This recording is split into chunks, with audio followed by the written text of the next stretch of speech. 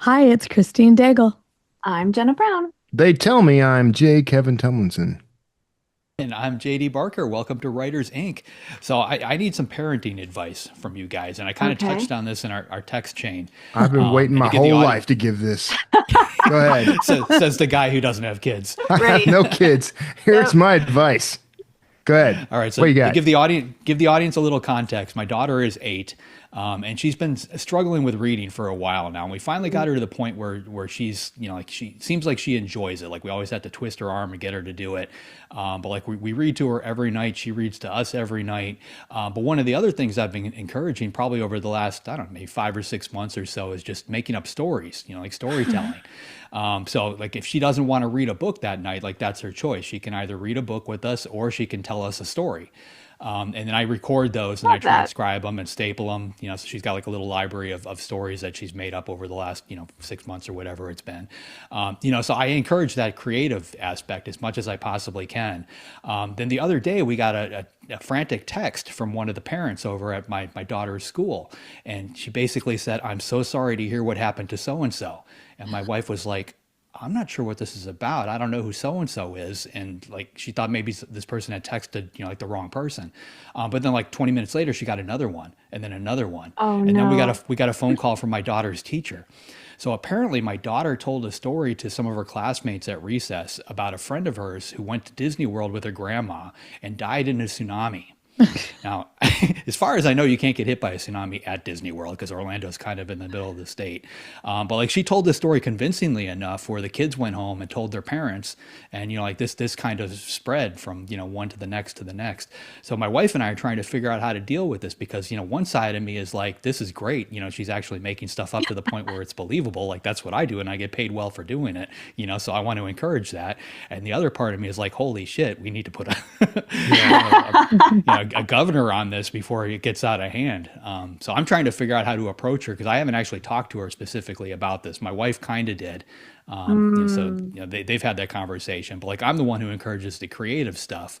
So I Yeah. need to sit her down and tell her something. So I'm just trying It's to like, figure out a way to listen, talk to kid, her about it. lying is wrong unless you're writing it down and making money from Yeah, it. she needs to monetize. That's the advice. Wow. Seriously, like Um, that I've had that conversation with her. She's like, like I have told her that I basically lie for a living. Like I make stuff up for a living. Yeah. So like I keep I thinking don't. though, I'm like, that's how Stephen King got his start, right? But he wrote it down and sold them for like $2 or whatever. But yeah, she, Yeah. she sounds like a smart kid. And I Yeah, think, I'm always a big believer, at least this is how I raise my son for better or for worse, in telling them the truth, obviously at the level that they can handle. And like, so I would probably say something like, I think it's great that you have like an imagination and that, you told this story so convincingly, but it's important that, a story is different from a lie in that a story is enjoyable. So maybe kind of explain that you have to bring your audience in on it at some point. Like you can't let your friends go home Yeah. believing The difference is yeah, that the audience story. has to know that's in it. advance, and then it's a story. If the Yeah. Yeah. audience doesn't know in Or advance, then Or it's a even lie. just saying, like, you can tell stories and you can, have fun, telling these stories to your friends, but you have to tell them It's at a some point. story. You It's have a to They, tell they them need story. it's to a understand it's a story. story. That All makes right, sense. now I like explain that. H.G. Yeah. Wells. Yeah.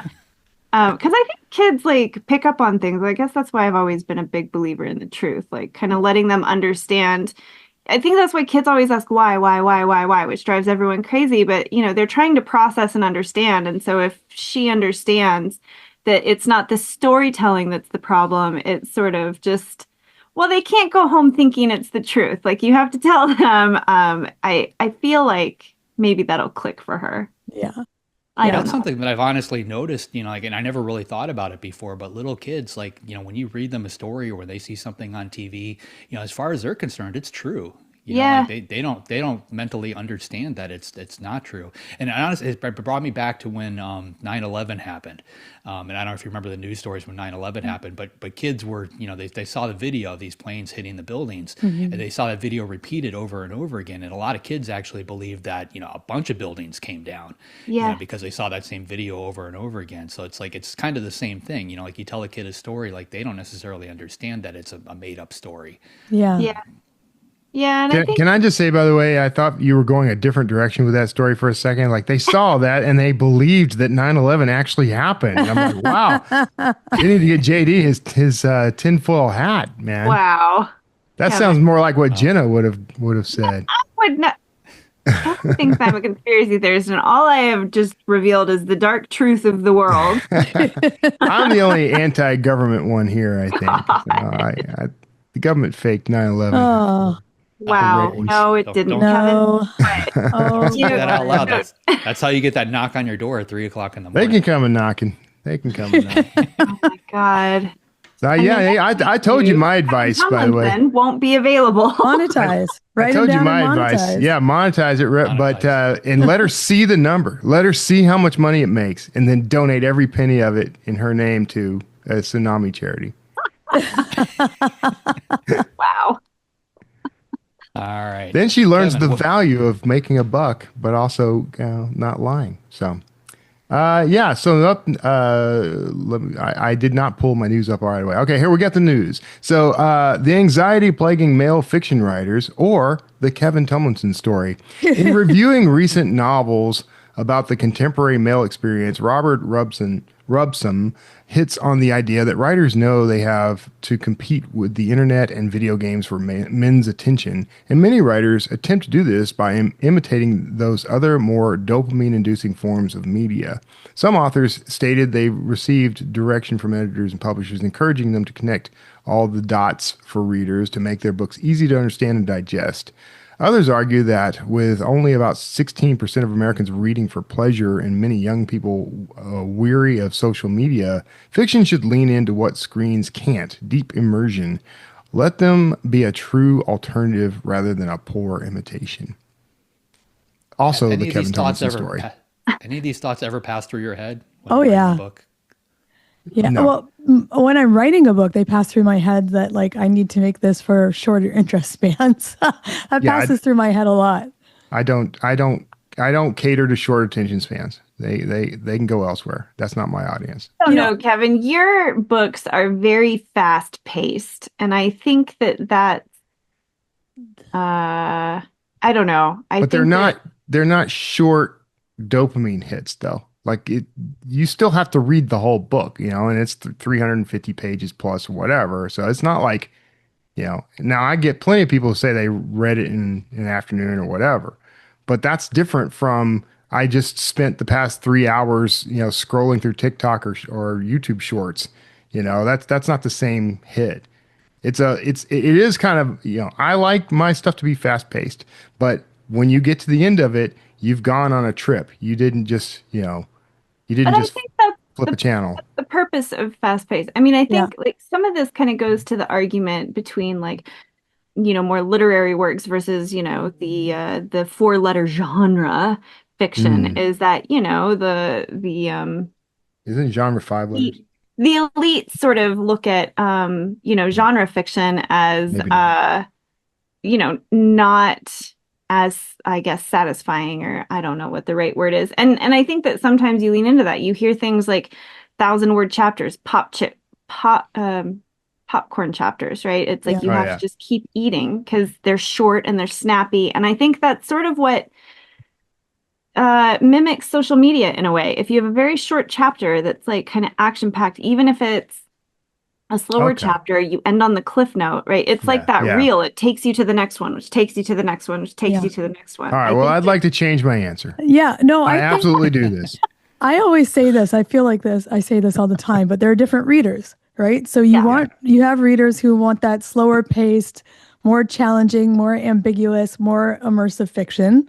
And then you have readers who like that fast pace, like keep me turning the pages and up all night. So I think there is a place for both.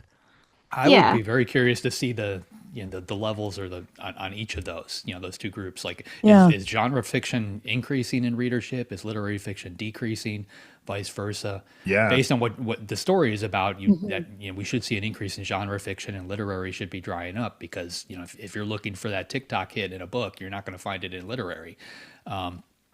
But I'd be really curious to see that. I mean, I've been doing a lot of these things, from the get go, just not consciously. Like I do short chapters, I do cliffhangers. I'm giving in those dopamine hits, I guess, but I never really thought of it on this level.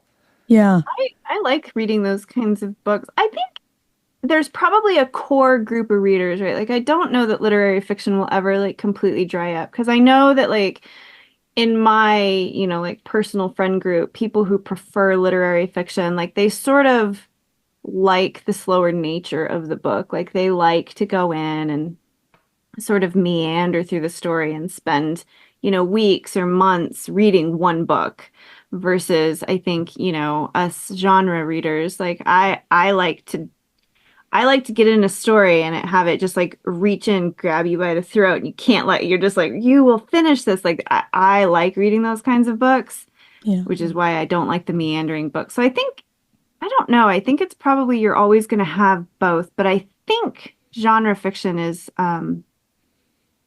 they just interviewed Alma Katsu in Becky, what's her last name? Sprader, about horror in People magazine. So I think like genre fiction is seeing a bit of a. Yeah. I think even within genre, like it's different. If you're reading, and even within specific genres, there's like literary horror and like ripping pace horror. There's that fantasy that has that ripping pace, and then there are the epics that are immersive. I like reading both. I like the ones that dip into those weird subconscious side wells and immerse me in some kind of weird surrealist painting, and I'm like, what's going on? And I like the ones that rip. I like both of them, as long as they're genre. I've got a buddy the other day who was telling me about a book, and he prefaced it by saying, it's a tough read. It was really hard to get through, but if you can get through it, it's worth it. And like just that alone is enough for me to not want to go anywhere near it. But like this particular person seeks those books out. Like he wants a book that's 2,000 pages long that has words he doesn't understand, that he's got to put down every 3 seconds to look something up or whatever. Like some people just enjoy that, and I don't get it. But like that group is out there, and it's a big group. So absolutely. Yeah, I used to be that. I don't know what happened to me. Too much TikTok. Too much TikTok. or the YouTube equivalent, because I don't do TikTok. All right. Well, speaking of LeVar Burton, by the way, he'll be nowhere near this relaunch of Reading Rainbow. Reading Rainbow to return with viral librarian Michael Threets as its host. Reading Rainbow is coming back after almost 20 years with viral librarian and literacy advocate Michael Threets taking over hosting from LeVar Burton. New episodes premiere Saturdays in October on Kidzuko on YouTube, and will also stream on the Reading Rainbow website. That's fun. That's cool. I have to confess, I have never once watched Reading Rainbow. Oh, I know it's out there. I've heard it's fantastic. It's just I think this was just after my time. Well, maybe we can get your daughter to read it, and we can engage that There you go. reading and deepen it, and she can kind of learn even more lessons about They can teach her how to lie like a real pro. Wow. Is it geared towards a certain? Is it geared towards a certain age group? Is it for a younger age group, and they read a book? Probably about your daughter's age, actually. Yeah. Okay. Or maybe even she might be on the cusp of just, You could. I would advise going and finding all the original Reading Rainbows. They're probably on YouTube or something with LeVar Burton. They are fun, and because they were kind of one of those things. I was past the prime for that thing too. But in fact, I think I was in my 20s or something. I have no idea. But I remember just kind of flipping around, and it would be on, and I was a Star Trek fan, so I gave it a shot. And it was kind of a nice little, he would do like these, like he might go on location somewhere. Like if the book was about, say, making, making crayons, he'd go to the crayon factory and he'd interview people, and so it was nice. It was entertaining and educating. It was cool. I enjoyed it a lot. So I'm just glad it's coming back. I think it's great educational programming for kids, and anything that gets my future customers to read, I am all over. Yeah, let's absolutely. do that. That love of reading, it's important. Also, spending money on my books. That's what we're wanting. Heaven. 9/11 wasn't real. All right. So next up, the publishing industry has a gambling problem. Don't we all? Publishers are betting on blockbusters and judging writers by, quote, track or past sales, which puts extreme pressure on debuts and leaves far fewer second chances than earlier eras. Data-driven, risk-averse decisions and consolidations squeeze the mid-list, push marginalized and experimental voices aside, and send dropped authors to small presses, crowding out true newcomers. With both coverage shrinking and discovery funneled to a few big titles, readers are being spoon-fed. The piece urges rebuilding long-term author development and asks readers to look beyond the season's hottest books and discover, I think there was a glitch here, discover a few big titles. Readers are being spoon. Okay, yeah, it doubled for some reason. So look beyond the season's hottest books was the way it was supposed to end. I don't know why it duplicated on my thing, but there you go. Glitch. Kind of building on that story we had last week, right? I Yeah. mean, we're basically covering what they used to discover a book and decide whether they want to move forward with it. And this is kind of the flip side of it. Unfortunately, everything is shrinking, and I don't know what you do about it. You know, like magazine reviews used to be a big thing. Now there's only a handful of magazines. Newspapers, Right. same thing. Television channels are more or less going away. It's all been replaced by social media, and that's more of a viral thing. Yeah. Influencers will talk about a book if they know that it's going to get them likes and clicks. So that means somebody else has to be talking about the book, and they don't necessarily care about the book. It's all about the end result for their particular channel. So we've got to figure out how to capitalize on that. I don't know how to do it, but we need to figure it out. Yeah. I don't have an answer either. I mean, I'm glad that I already have a mailing list. And I think, while I was at NINC, I had a lot of discussions about, there were a lot of authors who are disillusioned and basically just dropping. They're getting out. And I hate to see that. Yeah. But I had a conversation with somebody at one point where I said, the truth is we're not actually in the book business or the publishing business. We're in the list building business. Like we should be aiming at, like, how do we build as big an audience as possible around ourselves so that, we're insulated from ups and downs in the industry. And then the industry can kind of do what it's going to do. And then you have your own private ecosystem. That's what the whole direct sales thing is really about. But you have the problem of discoverability still. But you just use whatever tricks you can to get as many people to subscribe to you as possible. It's the only solution I've come up with. Well, honestly, one of the problems that comes up with selling direct is it's very difficult to track that. Yeah. And a lot of these different systems that, there's algorithms that work in virtually every part of our lives. And there's algorithms that tell newspapers, magazines, television channels, reporters, all these people what they should be looking at.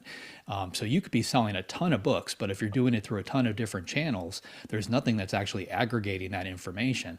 So you're selling a little here, a little here, a little here. You add it all up, it might be fantastic. But because it's so many different sources and nobody's actually tracking it, nobody knows. And if you go back 10 years ago, that was the job of BookScan, because they were kind of the only game in town. If you bought a book at Walmart, you bought it at a bookstore, you bought it on Amazon, BookScan tracked that, and they put all that information together. And that's how the other side of this industry knew what they should be talking about. But that it doesn't work anymore. Yeah. Yeah. I think, I know that it's not a very glamorous answer, but I think that the only thing you really can do is, like I keep thinking about what Kelsey said, and like you just kind of have to make the decision that you want to do it, and then just keep doing it, and then just keep trying to get better, and not be afraid to try new things, and not be afraid of failure. And I think that if you do that, most things in business, like everything has a cycle, right? So it's like we're in a certain cycle right now, but we're not going to be in that cycle forever. And what the next cycle is going to be, nobody knows. And you can't predict it and you can't prepare for it. But the one thing you can do is just, constantly strive to make your writing and your storytelling the best that you can make it, because, everything in business is a marathon, not a sprint, and publishing is a business. And so if you just train for the marathon and keep at it, I don't remember, there's someone who said that, luck is nothing but hard work and timing. And so if you just keep working hard, the timing will eventually be there, and that's luck. And it's not glamorous, and it certainly doesn't make the marathon any easier to run. But I think that that's the only thing that you can do. I think that's true, but I think what they're talking about, the gambling problem with traditional publishing, has made it even harder this marathon, where if you're not successful, that shrinking midlist has been going on for a while, then they kind of drop you. Yeah. And then you have these debuts coming in who are all potential, so they're making these wild bids on them. And then if that doesn't pan out, they drop you. So it's a little bit more frustrating to kind of stay in the game, but I think all you can do is stay in the game. Well, I know it is, but I guess that comes back down to the decision. Like, I think that you have to know what the business is when you get into it. You know, you kind of have to take away like the dreamy, star-eyed look at publishing, you know, unidealize it and like really wrap your arms around like the cold, hard truth of where we're at and what it is and decide, is this something you want to do? And if it is, then the only thing you can do is just do it. You just have to do it and get better at it and just run your race no matter how hard it is. I know it's not an answer that anyone likes, but I firmly believe that that's like the only thing. There is no silver bullet. Oh, it's just like the rest of my life. You have a story. Share it with the world. Ingram Spark offers everything you need to publish, promote, sell, and print your book. Reach millions of readers worldwide with powerful tools created for independent authors. Get started for free at ingramspark.com/learn more. All right. I guess with that, JD, who is up this week? This week we've got Ariel Sullivan on. Ariel grew up a military brat, moving every 2 or 3 years, and as the perpetual new kid, she observed the world basically as an outsider and often found herself lost in books. She's here to tell us all about her latest novel called Conform. It's the first novel from Jenna Hager's latest venture called 1,000 Voices. Here she is, Ariel Sullivan. Okay, Ariel Sullivan, welcome to the show. Thank you so much for having me. Yeah, so we're geared to writers, so we always like to start by asking about how you got started in this crazy business of writing and publishing. How did you get your start? Yeah. I mean, I think it's really a childhood dream for me. I can't remember a time in my life when I didn't want to be a writer. Around, I think I was like 8, I picked up the book, The Phantom Tollbooth, and I remember finishing it and being so enamored with this idea. All I wanted to do was to tell stories and to bring that to other people. And, it took a long time, obviously, in my 30s now to get it done. But that's really what kind of gave that life. And it only grew as I read other stories, whether it was Harry Potter or, I mean, I even read the Twilight, series, whatever it was. I was just so into the fact that people took this. And then I started researching different authors' motivation and why they were writing. And so much of it seemed to be rooted in them, transmuting something they had dealt with in their own life and wanting to bring it to others. And I think that's such a special power. So that is something that I have always wanted to do. And I'm so thrilled that I'm finally doing it published. Yeah, absolutely. So you have your debut novel coming out, Conform, which we're going to talk about in a little bit. Had you written other novels that may not yet be published before that, or was this kind of your first one? This was my first one to completion. I have a few others that I've dabbled with when I was younger. I wrote one when I was a teen, very teen angst, very boy liked girl, girl liked boy type situation. Nothing I've ever written was something where I wanted to take it to someone else until this one. And I was about 3/4 of the way done. And I was like, wait, this is actually something. So nice. So this was the first one you actually tried to get published then? yes. Excellent. And yeah, and it's getting published in a big way. So that's amazing. Were you just focusing on that novel at that time you were writing it, or were you working another job? What was your daily life sort of looking like? Yeah, so I was a stay-at-home mom, which I think is not always appreciated for the amount of work it is. When I started writing Conform, my sons, who are now 10 and 6, were less than 1 and 4. Yeah. And we were in the middle of COVID as well. So we were home all the time together. which was very challenging while starting to write this. However, now it feels like it's something that was a blessing because I learned to write in very chaotic situations. My ritual is very simple. I just need the right song really loud in headphones. And I'm now a sprint writer. So I have written, in school pickup lines, nap times. Um, so yeah, it was very hard to juggle, but now it's made it very easy to keep going. That's fantastic. I think, there's a lot of us that get started when we're at home with kids and it's busy, but sometimes it's kind of not cognitively very challenging. So we need something else to do. So that's Yeah. great. Yeah. And does the right song always change or is there one song? No, it changes. So I listen to the same song on repeat until I'm done with the scene. Oh, And the song changes based on what scene I'm writing. Sometimes I will hear a song on, Spotify or Pandora or the radio, and it will inspire a scene that I can see in my head. And then, much to the dismay of my husband, I will then listen to that song on repeat until I get the scene out.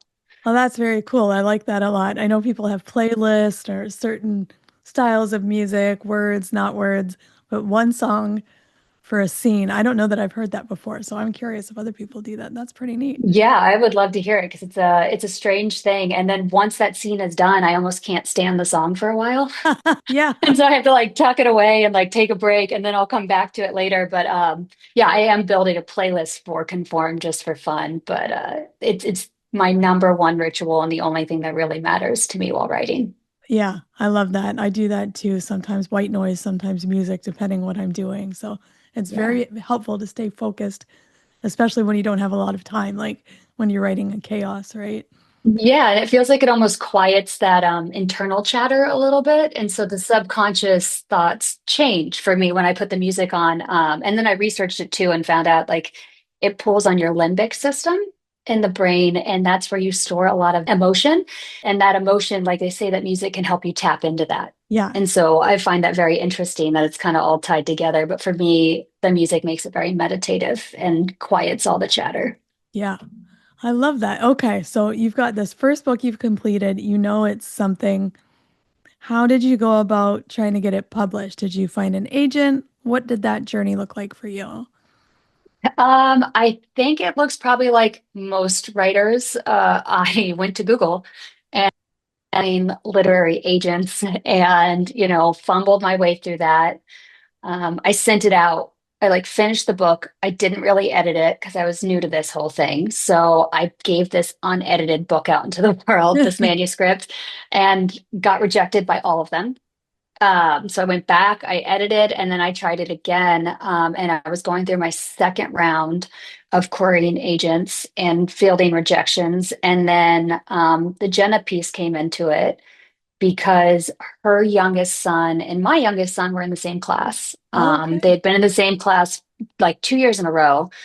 We'd seen each other at events, and then our sons got very close, and she invited my youngest son George over for a play date. And I lost track of time writing, and I told her that. And when I got there, she kindly, asked me what I was writing. It led into a whole conversation. I explained the world that I was trying to create. And she very kindly was like, I would love to read it. And I thought she was just being nice. Nice. Yeah. And then she followed up on it and I sent it to her. And I had just gotten another rejection when she texted me and she said, wait, I think this is really something. Like, I think I have a plan for this. And it kind of, totally changed directions from Wow. there. So it's very unusual, but Yeah, great. unusual, but not that unusual. Like personal connections are how a lot of people find their first publishing. So that's pretty serendipitous. That's pretty awesome. Yes. So I'm curious how that looked then, because usually, you get the agent and they might do a little bit of editorial work on it. So what did that look like for you? Did the agent come after? Did editorial work come after? Or what was that process like being the debut Yes. for Jenna's new book imprint, Thousand Well, Voices? I want to hear all of she that. was she was like very honest with me. She's like, "Hey, I have this idea. I'm Yeah. trying to make it happen. this is how I see it going. So she put me in contact with my wonderful agents at UTA. Um, and then, I did some editorial work with my agent on Conform.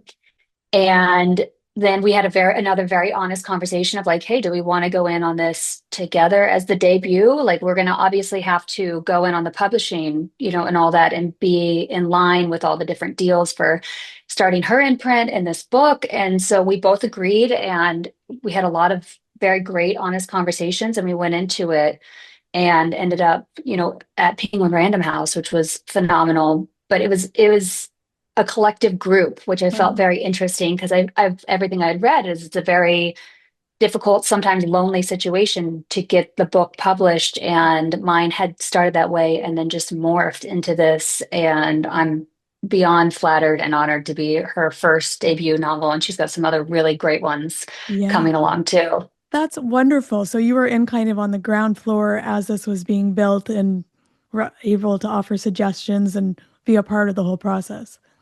Yeah, I mean, suggestions in the sense of like what I like meshed well in terms of like the editors and stuff, but her entity is completely, her own. Yeah, yeah. And that's something that like I've always respected with her is because we did go in so early is, she had her side and I had mine, and we made it work for both parties, and it was great. And Well, I'm that's great. thrilled. Yeah.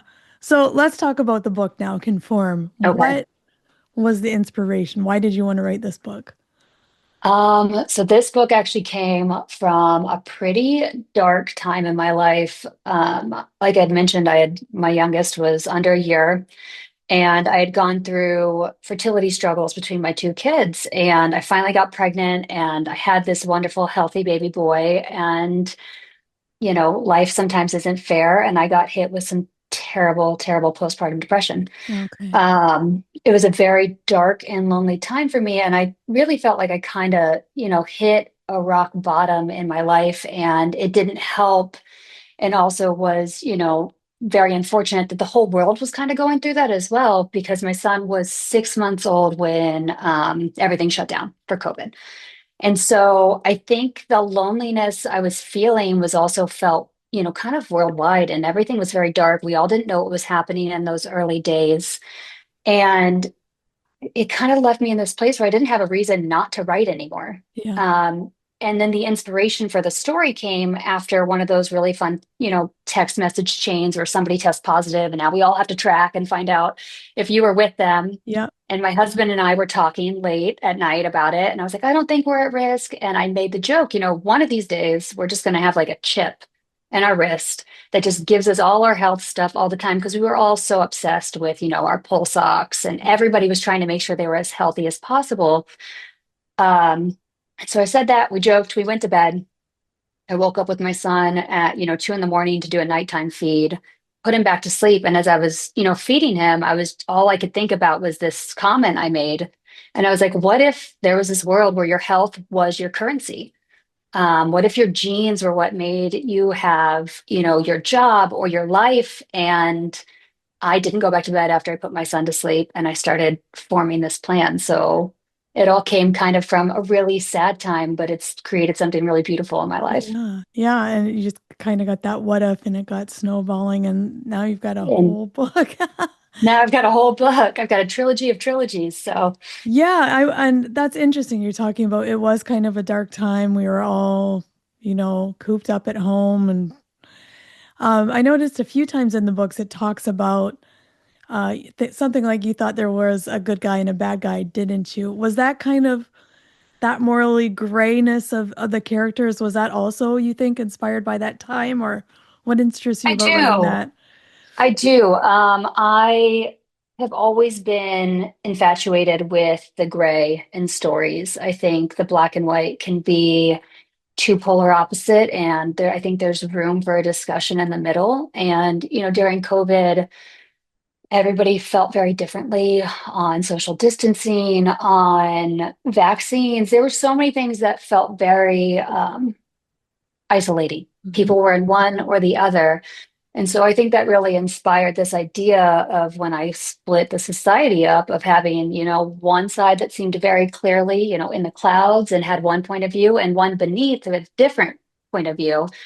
And then I threw in the middle this group of minor defects that were kind of in the gray. They didn't have all the knowledge. And, Emmeline really, she has this thirst for knowledge that definitely, I think, came from that time where we were all looking to understand. Yeah. Yeah. Yeah, I can see it. There was literally one group living in bubbles. Yeah. So I can see that. And then do you think I know you grew up moving around a lot. Do you think that influences your writing at all? Yeah, I do. I think whether we like it as or not as writers, I think your personal lived experiences will come out in your novel. Sometimes in the best ways. I've learned a lot about myself in writing. Sometimes in ways where you're like you don't love as much. But I think moving every 2 years, I went to a different school every 2 years. Hmm. And so I think it's changed the way I write in the sense of I'm not afraid of a tragic ending or leaving unanswered questions or, pulling the ripcord on something where people want it wrapped up and neat. Because in my life, that was it. There were so many forced goodbyes, friendships that never were. And so I think that comes out of my writing in the sense that I'm okay if you're a little frustrated and not understanding everything right away, because that was a prevailing feeling I had as a child and into a young adult. Yeah. Yeah, that's so interesting. So when you're doing this is more fantasy. Did you have to do any research at all? Or is it all kind of just more organic? There's a lot of aspects that are organic. I didn't want to go too heavy science fiction, but I did research, genetics. I also researched, in the book, it says that there was, a nuclear war that, wiped out humanity for the most part. So I did some research on, what a nuclear winter might or might not happen, what it would look like, how long it would take for people to rebuild. So there was light research, but I did keep it lighter. I think that was also due to the time I was writing in when it was, COVID. I wanted this to be heavy, but a good escape. And I Yeah. think sometimes when you go too into the weeds, it can be hard on a reader. So I wanted to really like embody that escapism within the novel. Yeah, absolutely. Was there anything kind of interesting or weird that you learned about nuclear winters or genetics while you were down those Google rabbit holes? Um, I wouldn't say weird necessarily. I mean, yes, the rabbit holes are terrifying, and the Reddit rabbit holes for nuclear warfare. Found a lot of doomsday preppers who had a lot of stuff ready to go, which I found very intriguing. And then also was like, am I not prepared enough for something I don't know? Right? But as far as the genetics, I found it very validating and going through a lot of it because when I was in my fertility struggles, it was 4 years. I had multiple losses, and we were desperate to figure out what was going on. And so I did genetic testing on myself. Yeah. And at the time, I wasn't really interested in what the genetic testing said. I was just interested in an answer, like, tell me why this isn't happening. So it was really neat as I started to research the genetics. I went back, I pulled my own stuff out, and I like got to look through it. And now on the other side of it with a healthy child, and I looked through it. And so I found that personally like a very validating Yeah. experience. Yeah. Yeah, absolutely. Yeah, there's a lot of that in the book too. Yeah, Fertility. there is. Yeah, that's very interesting. So now you're moving towards releasing your book out into the world. I believe this episode airs on your release date. Oh, Has there wow. been anything you've had to do after the book has been completed in terms of marketing, publicity that's been interesting or surprising to you? I think just the amount I find surprising. Um, as a writer, I'm so used to being behind a screen Yeah. and with fictional characters that I made up in my own head. And it's very different to step out. And then it's thrilling to talk about this world that I am so passionate about and that I, have a very big plan for. So it's great to talk about, but it is very strange because writing is such a I don't want to call it lonely, but you do a lot of stuff alone. Yeah. And then all of a sudden it switches. And now it's like, well, no, now go talk to this person, go see this. And so it's very interesting to see the social aspect of being an author that I just hadn't anticipated. Yeah. And how's that been? Has it been okay for you to It's been all right. I Been all mean, right. It's been all right. I've got a wonderful team. I love marketing and my publicist at Penguin Random House. They're phenomenal. They, hold my hand through everything as I, stumble around. But I think at the end of the day, as a writer, my favorite thing to do is to, you know, tuck back into the world and keep writing. Yeah. So it's fun. I'm excited to do it. It's just, I'll always get more of a high from being with my characters. Yeah. So speaking of, you said you have big plans I for this do. world. I saw in your end notes you're planning 8 books. Is that correct? Nine. It's a 9 books. trilogy of trilogies. The second one, actually, Jenna just announced Beneath, and I'm doing something a little unconventional, and it's Mhm. the prequel. Okay. I saw that. Yeah, So I saw that. yeah, so I'm taking the reader back to when the world actually fell. And so a lot of the questions that stay open and conform, you get to find out within this. And I've always been infatuated with the idea that history always repeats itself. Hmm. Why is that? What are the themes? And so these two novels are 200 years apart and they like interweave together. And so I'm going to yo-yo the reader back and forth between the two. And I know I leave with a gnarly like cliffhanger at the end of Conform. I promise that one will come. The next one will come soon. But yeah, so I'm taking the reader into Beneath, and that one is done, and it'll be out in March. And I'm just hoping that readers are okay with going on a little bit of a, circuitous route to get to the ending. Very interesting. So 9 books. Mhm. Did you have that in the back of your mind as you were writing book one, or did that kind of come later? Because you do end on a cliffhanger, so I feel like you probably had more in mind than where book one ended. Yeah, so when I started Conform in the very, very beginning, that night, it was going to be a one and done book. That Hmm. was my thought because I mean it was already a daunting experience to write a book. Like there's a reason I hadn't finished one. I'd come up with a lot of excuses not to. So I was like, I'm going to write this one book. I'll get it done and I'll figure out what happens next. And I got about 4 to 5 chapters in, a couple months of writing. And I was like, as I was, crafting the world and building it, and I was like, wait, there's more to this. And so it's like, okay, it's going to be a trilogy. And I stopped writing. I mapped out the trilogy and I was like, done. And then I was writing more and I was answering questions as to why the world operated the way it did. And I was like, okay, this is a crazy idea, but I'm gonna write more. So I mapped out the next three for a trilogy, and then the other trilogy is purely a side character story that people have told me they're in love with, and Oh, I am neat. also in love with. So that one will come later down the road. But yeah, so it's 9 books in total, and it sounds insane, but Jenna was actually the first person I pitched that to, that it was actually going to be 9. Yeah. Before that, I had told everybody it's going to be a trilogy, like every single query letter I sent. It was like 3, because I just thought, who was going to take a risk on a debut author saying, hey, I've never written anything, I've never been published, and I want to write 9. Yeah. And so when I was talking to her about it, it was actually, as silly as it is, it was my New Year's resolution to talk about the fact that I was writing to people. And I said it, and to this day, she's like, you had such an intricate plan that it was so hard to ignore. And so I realized that I probably shouldn't have sold myself short, Yeah. even being a debut author. It's okay to, shoot for the stars and see what happens. Yeah. I love that because so many of us are introverted. Sometimes we're not comfortable talking about our writing, doing the marketing, doing the PR. Um, Sometimes we have to talk ourselves into doing it. So I love that that was your New Year's resolution and you talked about your book. I should do more of that. Yeah.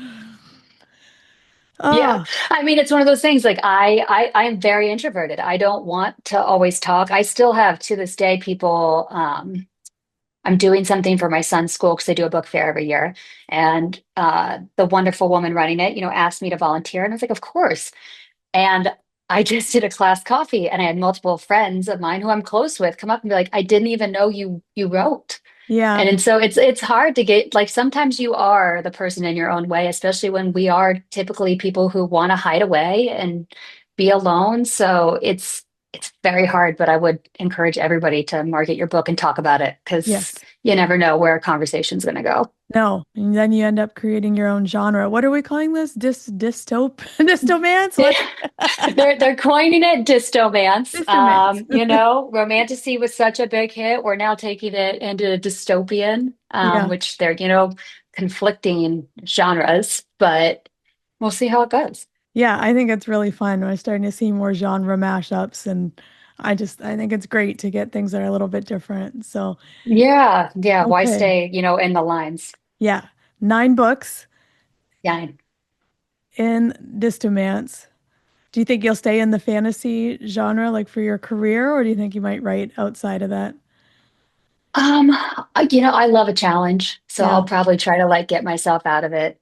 I have an idea for a much quieter, softer literary book that's been on Ooh, my mind for years. So I think now that once I get this all done, and I think I'll feel more daring to take a swing at that. But there's also another fantasy series that I've worked on and off over the years that I might revisit, but that one's full magic. okay. Um, so we'll see. I don't know. I hate keeping myself, boxed in. I also love poetry.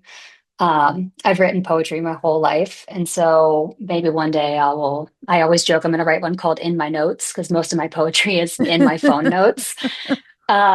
So we'll see. I don't know. I like to keep it fun and see whatever I'm inspired by at the moment. Oh, that's great. I love that. So, yeah, Yeah. can't wait to see how that all goes and what you come out with next. So, we'll keep an eye out on that. Thanks. And just as we're wrapping up, we have one question we always like to ask. If you could Yeah. offer advice to newer or aspiring writers, what would you say to them? Oh man. Um, I mean, there's so many things you could say. I'll say the thing that got me out of my own way is that every great story has already been told, which sounds very disheartening. But it was like the idea that, you wanted forbidden love. You could look at, Romeo and Juliet, Wuthering Heights. You'd go even further back. We go to Greek mythology with Hades and Persephone.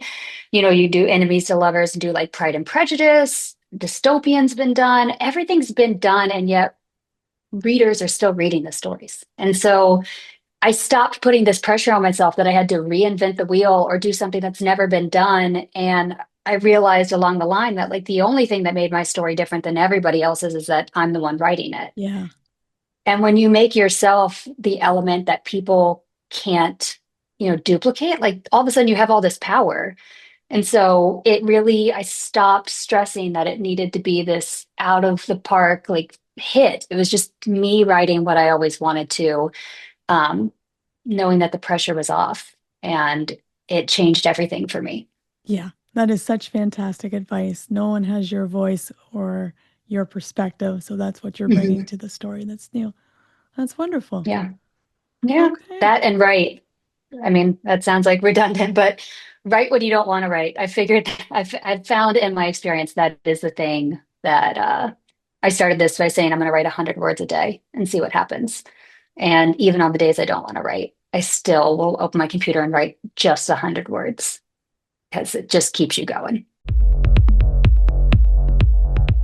Okay. So I know we've talked about before listening to music and white noise and all of that when we're writing. What do you think about listening to the same song over and over while you're writing a scene?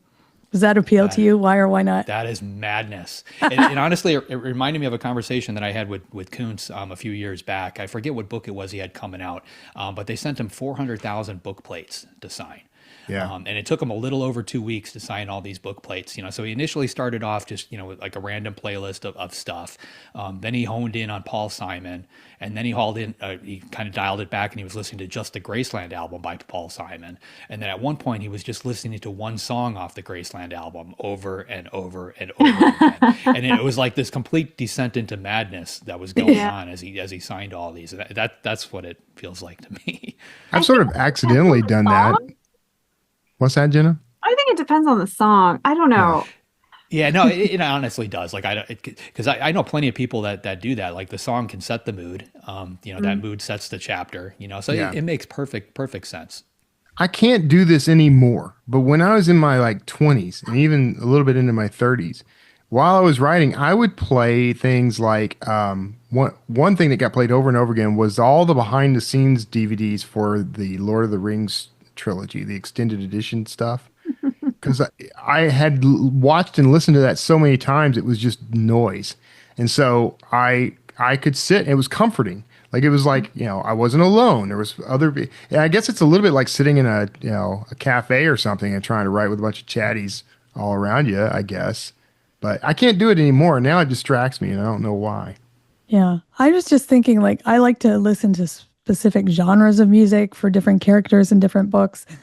But I was like, man, if it was one song over and over, I think I would be motivated to write that scene faster. Yeah. Anagata Davida. I just put it on repeat and just.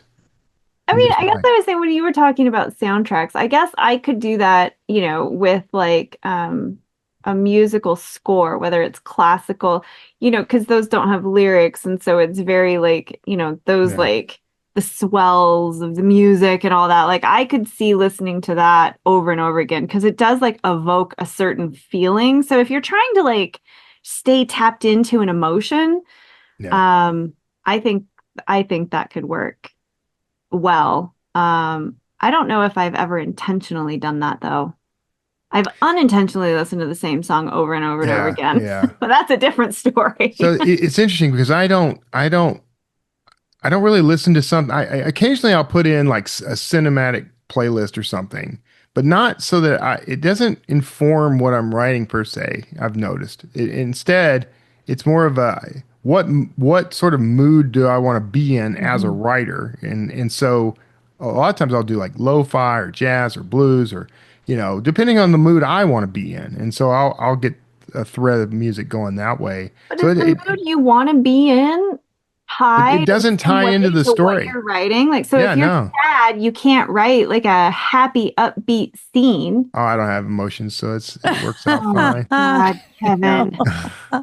We're all gonna put in for a therapist for Christmas. That's what we're gonna do. My cold robotic heart doesn't allow for what you humans call emotion. Oh, no, I don't know. I don't know if I'm disconnected from something. I don't know, but I can write one emotion while feeling another.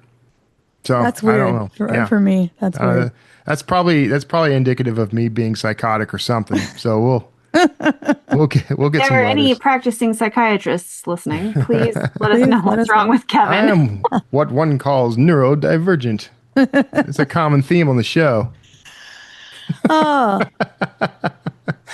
Okay, so you said Christmas, and afterwards comes New Year's. So I loved that Ariel's New Year's resolution was to talk about her writing. I always feel like super awkward talking to people about writing, and I want to know, how do you bring it up to people who are just in your life and not in your writing life, if that makes sense? Or do you bring it up? I was going to say, I do podcasts. So I get, like, it's very weird for me. Like, we get a lot of work done around the house, and a lot of times contractors will show up and like they'll bring it up, and I'm guessing that they just Google me, and they see my signature in my emails or something like that. But like, they come and like I can always tell when they've done it, because like there's just something about the way they look at me or the way they speak that's just different than somebody who's just meeting me off the street who has no idea, and it creates this awkward tenseness. And then I feel like I have to give them a book, so I've got to find a book that's signed.